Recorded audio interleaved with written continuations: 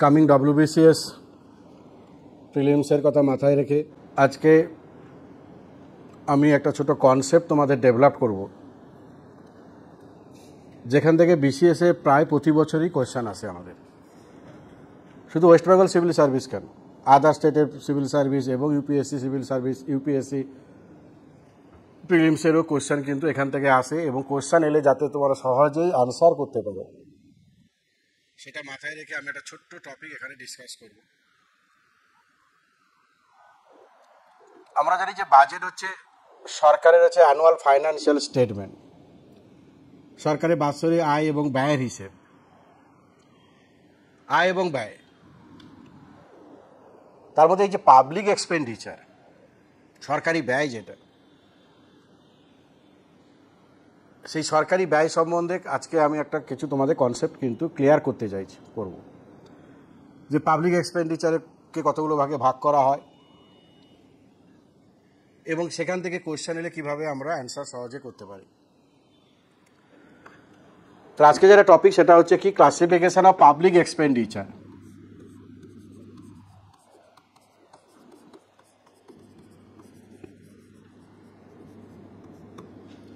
Classification of public expenditure. Public এক্সপেন্ডিচারকে আমরা দুটো ভাগে ভাগ করি। One is the revenue expenditure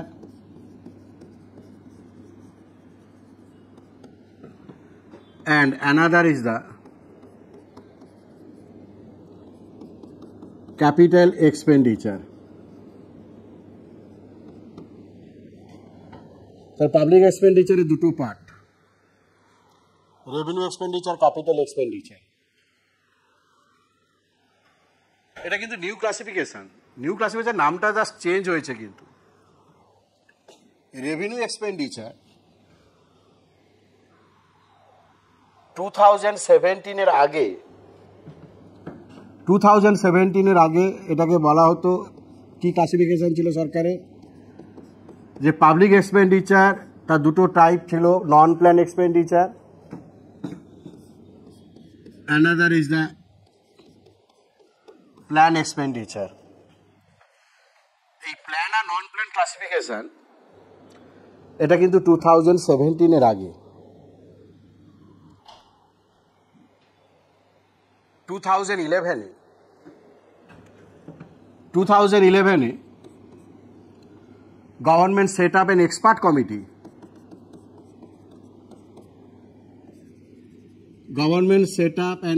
committee, headed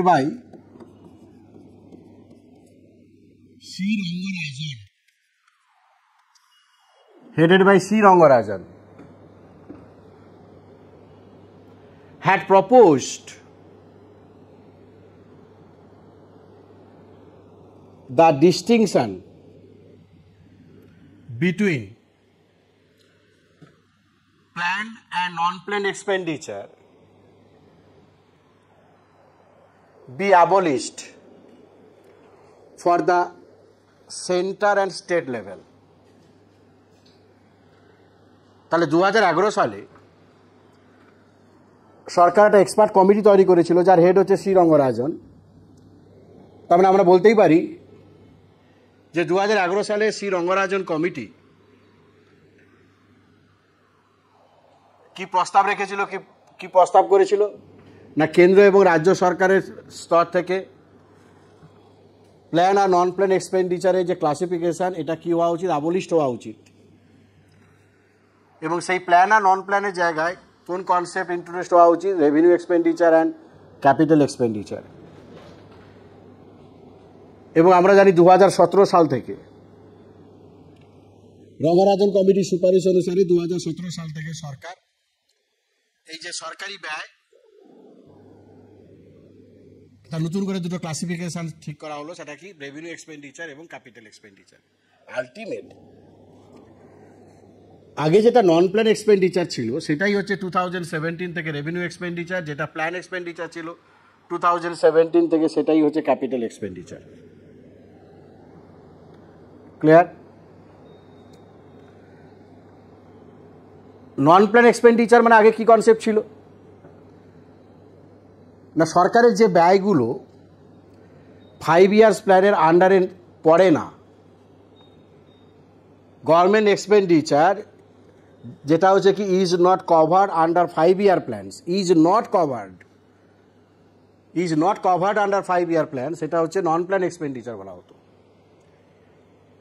আর যে এক্সপেন্ডিচারগুলো in the name of planning 5 year প্ল্যানের আন্ডারে যেগুলো কভার করা হতো, যে এক্সপেন্ডিচারগুলোকে, সেগুলোকে বলা হতো প্ল্যান এক্সপেন্ডিচার।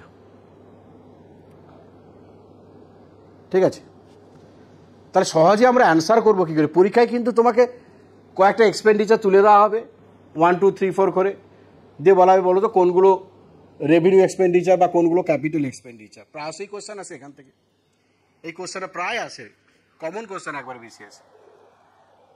তাহলে আমরা সহজে অ্যান্সার করবো কী করে? কোন এক্সপেন্ডিচারগুলোকে আমরা বলবো যে রেভিনিউ, আর কোন কোন এক্সপেন্ডিচার সরকারের, কোন কোন সরকার গভর্নমেন্ট এক্সপেন্ডিচারকে আমরা বলবো ক্যাপিটাল এক্সপেন্ডিচার। বলছে রেভিনিউ এক্সপেন্ডিচার কোনগুলো তাহলে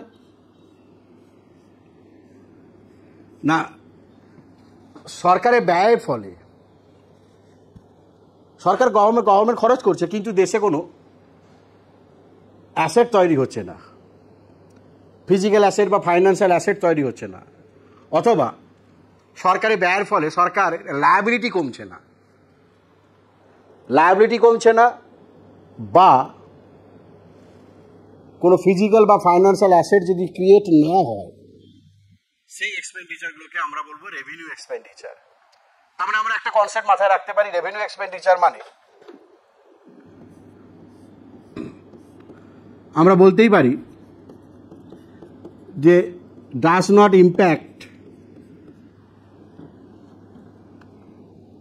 impact on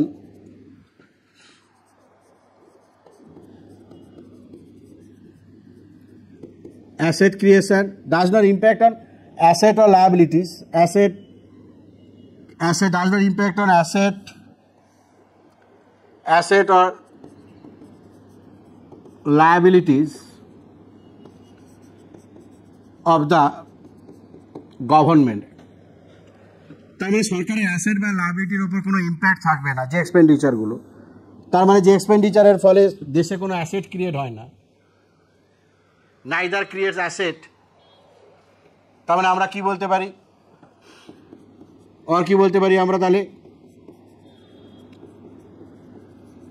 neither create asset মানে আমরা বলতে পারি সেটা ফিজিক্যাল হতে পারে, ফাইন্যান্সিয়াল হতে পারে, ফিজিক্যাল অ্যাসেট হতে পারে অথবা ফাইন্যান্সিয়াল অ্যাসেট হতে পারে। ধরো সরকার শেয়ারে ইনভেস্ট করলো, তারপরে শেয়ারটা সরকারকে পরবর্তীকালে ইনকাম জেনারেট করবে, ফাইন্যান্সিয়াল অ্যাসেট। সরকার ধরো রাস্তা তৈরি করলো বা স্কুল বিল্ডিং তৈরি করলো, তার মানে ইনফ্রাস্ট্রাকচারে সরকার যদি খরচ করে, বা নতুন কোনো পাওয়ার প্ল্যান্ট তৈরি হলো বা ইরিগেশন প্রজেক্টের জন্য খরচ করলো, খরচ করা মানে সেটা কি হচ্ছে বলো তো, তার মানে অ্যাসেট ক্রিয়েট হচ্ছে দেশে, ফিজিক্যাল অ্যাসেট তুমি স্পর্শ করতে পারছো, ক্লিয়ার? কিন্তু রেভিনিউ এক্সপেন্ডিচার মানে কিন্তু কোনো ফিজিক্যাল অ্যাসেটও ক্রিয়েট হবে না, রাস্তাও তৈরি হবে না, সরকারি ব্যয় করছে কিন্তু ওই ব্যয়ের ফলে সরকারের রাস্তাও তৈরি হচ্ছে না বা অ্যাসেট, তারপর দেশে কোনো অ্যাসেট তৈরি হচ্ছে না, অথবা সরকারের দায় কমছে না। তার মানে এই বছর তুমি খরচ করা মানে দায় কমছে, মানে নেক্সট ইয়ারে আবার ওই পারপাসে তোমার কী করতে হবে, সরকারকে খরচ করতেই হবে। তার মানে neither create asset not reduce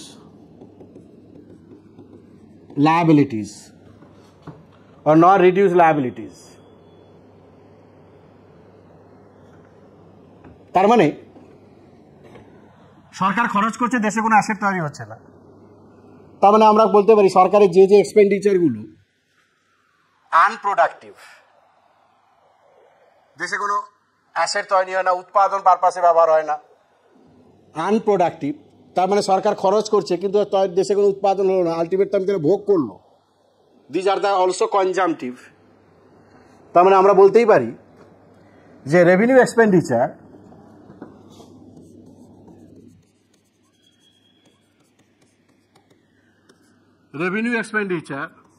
তাহলে যে এক্সপেন্ডিচার সরকারের কী হবে, দেশে কোনো অ্যাসেট তৈরি হবে না, তার মানে আনপ্রোডাক্টিভ,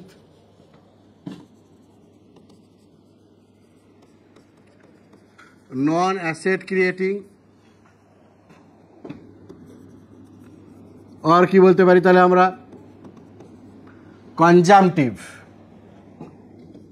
তাহলে যে এক্সপেন্ডিচারগুলো সরকারের কী হবে, আনপ্রোডাক্টিভ হবে, নন অ্যাসেট ক্রিয়েটিং হবে বা কনজামটিভ এক্সপেন্ডিচার, সেগুলো হচ্ছে কি রেভিনিউ এক্সপেন্ডিচার। ব্যয় বলেছি যে সরকার ব্যয় করছে কিন্তু সরকারের দায় কমছে না, তারপরে যে পারপাসে ব্যয় করা হলো সেই পারপাসটা থেকেই গেল, নেক্সট ইয়ারে আবার সরকারকে ব্যয় করতে হবে। তার মানে ধরো সরকার লোন নিয়েছিল, আমাদের সরকার মার্কেট থেকে লোন নেয়, লোনের এগেনস্টে সরকারকে ইচ এভরি ইয়ার কী করতে হয়, ইন্টারেস্ট পে করতে হয়। তারপরে সরকার 25-26 ফাইন্যান্সিয়াল ইয়ারে ইন্টারেস্ট পে করলো, আউটস্ট্যান্ডিং লোনের ওপর ইন্টারেস্ট পে করলো। তার মানে এটা তো নয় যে এই বছর ইন্টারেস্টটা পেমেন্টটা কমপ্লিট হয়ে গেল, সরকার দায় মুক্ত হলো না। কিন্তু যতক্ষণ না প্রিন্সিপাল অ্যামাউন্ট রিপেমেন্ট হবে ততদিন অবধি সরকারকে কী করতে হবে, ওই পারপাসে লোনের এগেনস্টে সরকারকে প্রতি বছর কী করতে হবে, ইন্টারেস্ট পে করে যেতে হবে। তার মানে এক বছর আমি ইন্টারেস্ট পে করলাম, তার মানে ওই পারপাস সরকারের কিন্তু দায় মুক্ত হচ্ছে না, দায় কমছে না, কিন্তু নেক্সট ইয়ার সরকারকে আবার ওই পারপাসে খরচ করতে হবে, ইন্টারেস্ট পেমেন্ট করতে হবে। বা ধরো স্যালারি, গভর্নমেন্ট এমপ্লয়ি যারা, তাদের প্রতি মাসে প্রতি বছর সরকার কী করতে পারপাসে খরচ করতেই হবে। তারপরে এবছর খরচ করলাম মানে আমি দায়মুক্ত হলাম নয়, কিন্তু ওই পারপাসে নেক্সট ইয়ারে আমার কী থাকবে, দায় থেকে যাচ্ছে, আমাকে আবার সামনের বছর স্যালারি পে করতে হবে বা সাবসিডি পে করতে হবে। These are the revenue expenditure. Actually আমরা বলতে পারি, আরও সহজ করে যদি বলি আমি, revenue expenditure is the expenditure for normal running of the public administration. Public অ্যাডমিনিস্ট্রেশনকে নর্মালি রান করাতে গেলে সরকারকে যে যে ব্যয়গুলো করতে হয় সেগুলোই হচ্ছে সরকারের কি রেভিনিউ এক্সপেন্ডিচার। তার মানে আমরা বলতে পারি যে revenue expenditure is the expenditure for আমরা কি বলতে পারি তাহলে, normal running of the public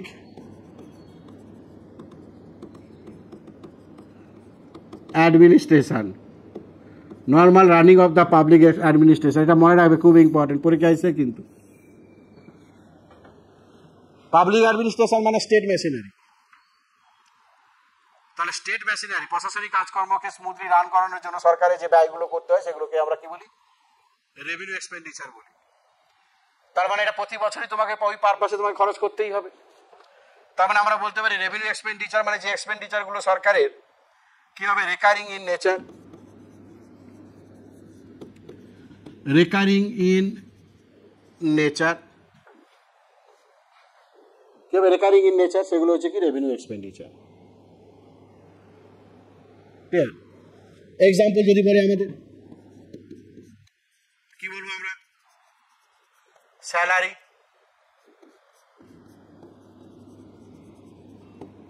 pension, subsidy,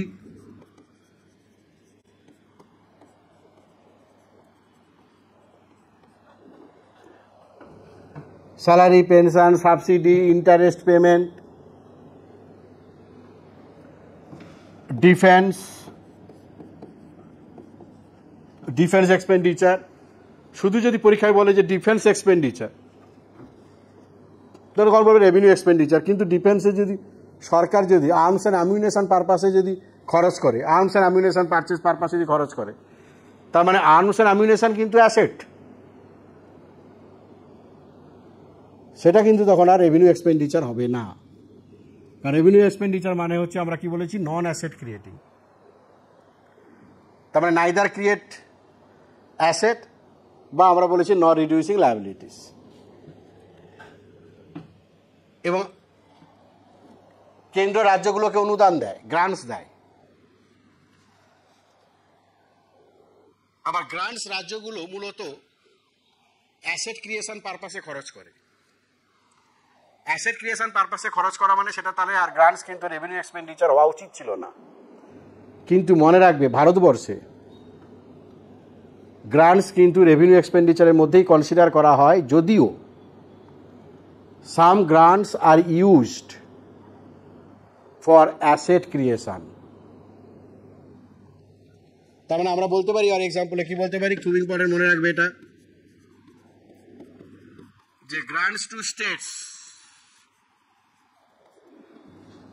কেন্দ্র রাজ্যকে যে অনুদান দেয়, কিন্তু মনে রাখবে যদিও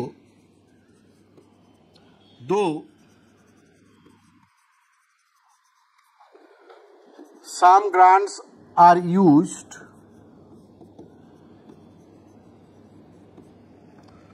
for asset creation,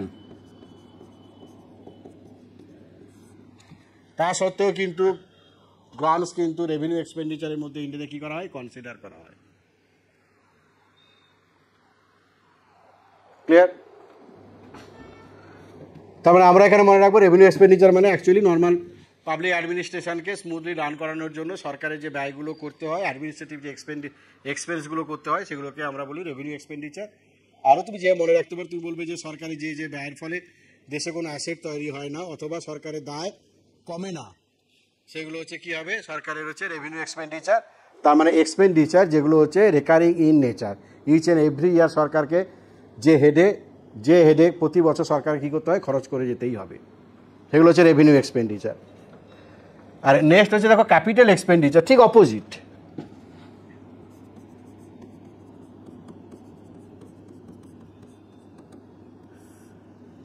capital expenditure যেটা আগে বলা ছিল, আমি বলেছিলাম 2017 সালের আগে যাকে বলা হতো প্ল্যান এক্সপেন্ডিচার, পরীক্ষায় তোমাকে প্ল্যান এক্সপেন্ডিচার অপশানে থাকতে পারে যে which of the following is a plan expenditure of the government. তাহলে যেটা প্ল্যান এক্সপেন্ডিচার সেটাই তো 2017 সাল থেকে মোরলেস কি ক্যাপিটাল এক্সপেন্ডিচার। তাহলে পরীক্ষায় প্ল্যান এক্সপেন্ডিচার থাকুক আর ক্যাপিটাল এক্সপেন্ডিচার থাকুক, লজিক তোমার মাথায় একই রাখবে তুমি। কনসেপ্টটা কি, কোনগুলোকে তাহলে আমরা ক্যাপিটাল এক্সপেন্ডিচার বলবো না, সরকারের যে ব্যয়ের ফলে দেশে অ্যাসেট ক্রিয়েট হয়, সে ফিজিক্যাল অ্যাসেট হতে পারে অথবা ফাইন্যান্সিয়াল অ্যাসেট হতে পারে, অথবা সরকারের লায়াবিলিটি কি হয়, রিডিউস হয়, সরকারের লায়াবিলিটি কি হয়, রিডিউস হয়, সেগুলোকেই বলা হয় ক্যাপিটাল এক্সপেন্ডিচার। তার মানে ক্যাপিটাল এক্সপেন্ডিচার মানে আমরা বলতে পারি সরকার খরচ করছে, তার এগেইনস্টে দেশে কিছু অ্যাসেট তৈরি হচ্ছে, উৎপাদন হচ্ছে দেশে। তারপরে দিজ আর দ্য প্রোডাক্টিভ। তাহলে সরকারি যে এক্সপেন্ডিচারগুলো প্রোডাক্টিভ ইন নেচার, যেগুলো productive expenditure, asset creating expenditure, সেগুলোকে আমরা বলি ক্যাপিটাল এক্সপেন্ডিচার। তারপরে ক্যাপিটাল এক্সপেন্ডিচার মানে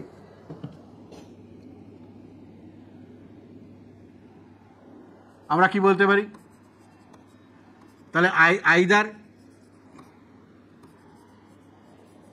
ক্রিয়েট অ্যাসেটস, অ্যাসেটস মানে আমি বলেছিলাম মনে রাখতে হবে সেটা ফিজিক্যাল হতে পারে, আবার ফাইন্যান্সিয়ালও হতে পারে, শেয়ারে ইনভেস্ট করা বা কোনো ঋণপত্রে বিনিয়োগ করা, ফাইন্যান্সিয়াল অ্যাসেটস। আবার রাস্তাঘাট তৈরি করা ফিজিক্যাল অ্যাসেট, স্কুল বাড়ি তৈরি করা ফিজিক্যাল অ্যাসেট, পাওয়ার প্ল্যান্ট তৈরি করা ফিজিক্যাল অ্যাসেট,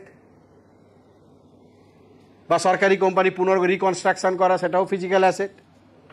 তার পরবর্তীকালে সরকারকে কি করবে, ইনকাম জেনারেট করবে, দেশে উৎপাদনে কি করবে, সাহায্য করবে। তাহলে either create asset or reduce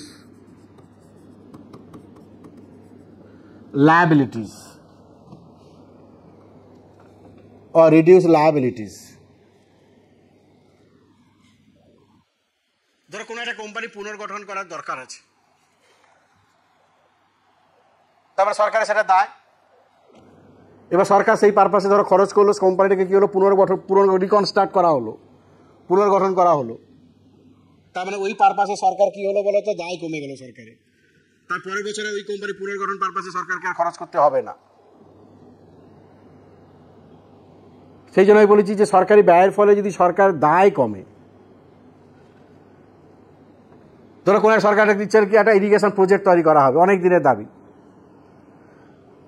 সরকার সেই পারপাসে ধরো টাকা অ্যালোকেট করলো, ইরিগেশন প্রজেক্টটা ভারতবর্ষে তৈরি হলো, তার মানে ওই পারপাসে সরকার কি হলো, নেক্সট ইয়ারে কি হলো, দায়মুক্ত হলো। লাইবিলিটি সরকারের কি হলো, রিডিউস হলো, তার মানে these are the capital expenditure. আবার তুমি দেখো ইরিগেশন প্রজেক্ট, তার মানে সেটা তো অ্যাসেট ক্রিয়েশন। ইরিগেশন তো দেশের আসে, এই প্রজেক্টটা দেশের হচ্ছে অ্যাসেট। বা কোনো সরকারি কোম্পানি তৈরি করা, বা কোনো কোম্পানির জন্য মেশিন ইনস্টল করা, বা টেকনোলজিক্যাল আপগ্রেডেশন, বা ধরো ল্যান্ড অ্যাকোয়ার করা, জমি অধিগ্রহণ করা, এই পারপাস সরকার যদি খরচ করে। ল্যান্ড হচ্ছে সরকার, আমরা কি জানি ল্যান্ড হচ্ছে অ্যাসেট, তার মানে সরকারের কী হচ্ছে, অ্যাসেট তৈরি হচ্ছে। তাহলে these are the capital expenditure. সেই বলেছে either create assets or reduce liabilities. তার মানে আমরা বলতে পারি, আর কি বলতে পারি, যে এক্সপেন্ডিচারগুলো সরকারের কী হবে, productive in nature, productive expenditure যেগুলো, তার মানে ক্যাপিটাল এক্সপেন্ডিচার, রেভিনিউ এক্সপেন্ডিচার যেমন রেকারিং ইন নেচার, একই প্রতি বছরই সেম পারপাসে সরকারকে খরচ করে যেতে হয়। তাহলে ক্যাপিটাল এক্সপেন্ডিচার কিন্তু রেকারিং নয়, এটা হচ্ছে non recurring in nature. These are কি হবে, non recurring in nature, non recurring in nature. Example যদি যায়, পরীক্ষাতে এক্সাম্পল দেবে, পরীক্ষা তোমার ক্লাসিফিকেশন জানতে চাইবে না। তাহলে ক্যাপিটাল এক্সপেন্ডিচার এক্সাম্পল দ্বারা আমরা সহজে কি করে বলতে পারো, ক্যাপিটাল এক্সপেন্ডিচারের এক্সাম্পল কি হবে তাহলে? না আমরা বলতে পারি কেন্দ্র রাজ্যকে কি দেয়, লোন দেয়, সেটা কিন্তু ক্যাপিটাল এক্সপেন্ডিচার। লোন দেওয়া মানে পারপাস সরকারের কি হলো, দায়মুক্ত হবে, কিন্তু সরকার কি হবে, দায়মুক্ত হবে।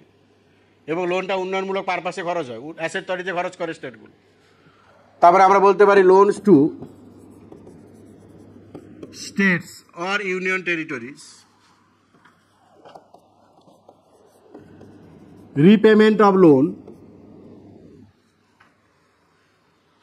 সরকার টাকা ধার করেছে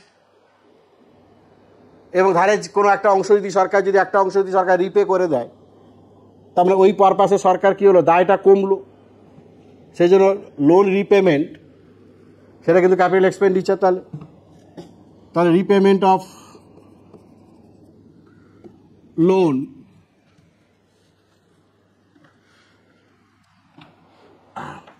acquisition of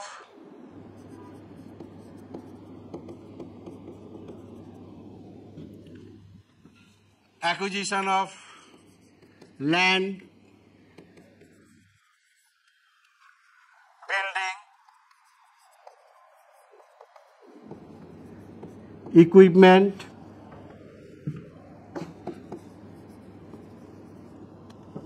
shares,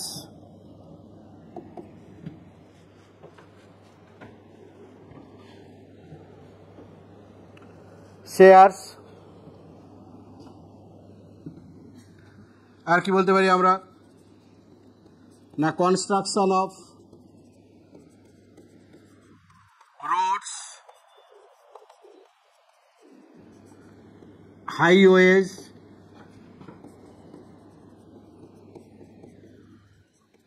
power plant,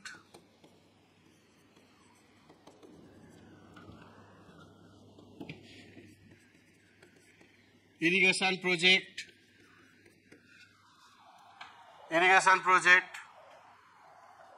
etc.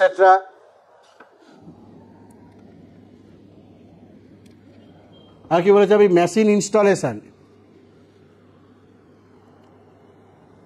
Install করা, তার মানে সেটা কিন্তু ক্যাপিটাল এক্সপেন্ডিচার। মনে রাখবে, mind it, installation of machine is the capital expenditure. কারণ মেশিন দিয়ে কী হবে, সরকার কী হবে, মেশিন কী হবে, পরবর্তীকালে উৎপাদনের কাজে ব্যবহার করা হয়, সেখানে উৎপাদনের কাজে ব্যবহার করা হবে, তার মানে সরকারকে ইনকাম জেনারেট করবে। কিন্তু maintenance cost of the machine, that is the depreciation of the machine, per year মেশিনকে এক উৎপাদন পারপাসে ব্যবহার করার জন্য সরকারকে, মেশিনের উৎপাদনে ব্যবহার করার জন্য সরকারের পার ইয়ার যা মেশিনে যা ওয়ার অ্যান্ড টিয়ার হয়, যেটাকে আমরা কি বলি, ডেপ্রিসিয়েশন বলি, তার মানে মেনটেনেন্স কস্ট, মেশিনের মেনটেনেন্স কস্ট, সেটা কিন্তু কি বলতো, রেভিনিউ এক্সপেন্ডিচার। কারণ ইচ অ্যান্ড এভরি ইয়ার তোমাকে মেশিন পারপাসে একটা সার্টেন অ্যামাউন্ট কী করতে হবে, মেনটেনেন্স পারপাসে খরচ করতেই হবে। তার মানে 1 বছর খরচ করলাম মানে তুমি দায় তোমার কমছে না, কিন্তু আবার নেক্সট ওই হেডে ওই খাতে আবার পরের বছর তোমাকে খরচ করতেই হবে, তার মানে তোমার দায় তোমার কমছে না। তার মানে দিজ আর দায়টা কি রেকারিং ইন নেচার। সেই জন্য মনে রাখবে ডেপ্রিসিয়েশন বা maintenance cost of machine building, these are the, এটা হচ্ছে কি রেভিনিউ এক্সপেন্ডিচার। কিন্তু বিল্ডিং তৈরি করা, মেশিন ইনস্টল করা, দিজ আর দ্য অ্যাসেট, তারপরে these are the capital expenditure. Clear? তার মানে ক্যাপিটাল এক্সপেন্ডিচার মানে কি মনে রাখবো আমরা, সরকার তুমি দেখবে যে যে এক্সপেন্ডিচারগুলো এক্সাম্পল হিসেবে দেওয়া থাকবে, দেখবে সেগুলো কি অ্যাসেট ক্রিয়েট, সেটা কি অ্যাসেট ক্রিয়েট হচ্ছে অ্যাসেট না অ্যাসেট নয়, বা সরকারের দায় কমছে কি কমছে না। যদি দায় কমে তাহলে বলবে তুমি ক্যাপিটাল এক্সপেন্ডিচার, বা যদি অ্যাসেট ক্রিয়েট হয় তাহলে তুমি বলবে যে ক্যাপিটাল এক্সপেন্ডিচার। যদি দেখো যেগুলো mandatory expenditure, each and every year সরকারকে সেম পারপাসে খরচ করে যেতেই হবে, যেমন salary, pension, subsidy, defence expenditure, interest payment, সেগুলোকে আমরা বলবো রেভিনিউ এক্সপেন্ডিচার। বা আমরা বলতে পারি যে এক্সপেন্ডিচারগুলো আনপ্রোডাক্টিভ, নন অ্যাসেট ক্রিয়েটিং, দেশে কোনো সম্পদ তৈরি হচ্ছে না। এই যে লক্ষ্মী ভাণ্ডার, ধরো আমি একটা এক্সাম্পল দিচ্ছি, স্টেট গভর্নমেন্টে প্রতিটা স্টেটে চালু হয়েছে এখন। এই যে মাসে মহিলাদের 1000 টাকা করে দেওয়া, SC ST হলে 1200 টাকা করে দেওয়া, তার মানে এই পারপাসে সরকারের তো একটা প্রতি বছর কী হচ্ছে, সরকার খরচ করছে, কিন্তু এই খরচের ফলে তুমি দেখো দেশে কোনো অ্যাসেট তৈরি হচ্ছে না, কিন্তু দেশে কোনো অ্যাসেট তৈরি হচ্ছে না।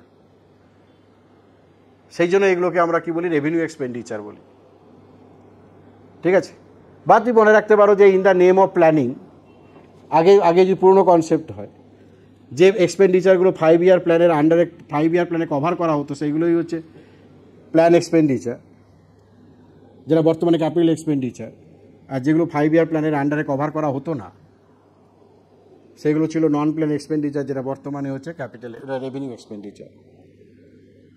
তাহলে অ্যাসেট যদি তৈরি না হয়, দায় যদি না কমে, তাহলে সেটা রেভিনিউ, আর অ্যাসেট ক্রিয়েট হলে অথবা দায় কমলে ক্যাপিটাল এক্সপেন্ডিচার। এই ক্লাসিফিকেশন যদি মাথায় ঢুকে নাও, এই যুক্তিটা লজিকটা যদি মাথার মধ্যে গেঁথে নাও, তাহলে তুমি সহজেই অ্যান্সার করতে পারবে। কিন্তু তার মানে আমরা এখানে অনেকগুলো কোশ্চেন জানো, তাহলে তুমি সহজেই অ্যান্সার করতে পারবে কোনগুলো রেভিনিউ, কোনগুলো ক্যাপিটাল এক্সপেন্ডিচার। আর কি এখানে জানতে পারলাম আমরা, capital expenditure, revenue expenditure concept কবে ডেভেলপ হলো, revenue expenditure, capital expenditure concept recommend করেছিল কে, আগে এর নাম কি ছিল। এইভাবে আমরা, তোমরা জানো যে আপটি প্লাস ইস্টার্ন ইন্ডিয়াতে কিন্তু প্রিমিয়ার সিভিল সার্ভিস ইনস্টিটিউশন। আমরা এইভাবে মাঝে মাঝেই তোমাদের কাছে ছোট ছোট টপিক নিয়ে আসবো, যার কনসেপ্ট ক্লিয়ারটা খুব জরুরি, যাতে ওই টপিক থেকে যখন বিসিএসে কমন কোশ্চেনগুলো আসে, এগুলো কমন টপিক একবারে, যাতে যাই কোশ্চেন থাকুক, স্টেটমেন্ট দিয়ে থাকুক বা এমনি ABCD থাকুক বা 1 2 3 4 ফর্মে থাকুক, যাতে সহজেই আমরা অ্যান্সার করতে পারি। কনসেপ্ট তোমার যদি ক্লিয়ার থাকে, মাথায় লজিক যদি তোমার একবার ঢুকে যায়, তুমি সহজেই কিন্তু অ্যান্সার করতে পারবে। ঠিক আছে? এটা তোমাদের মাথায় রাখতে হবে কিন্তু। Thank you.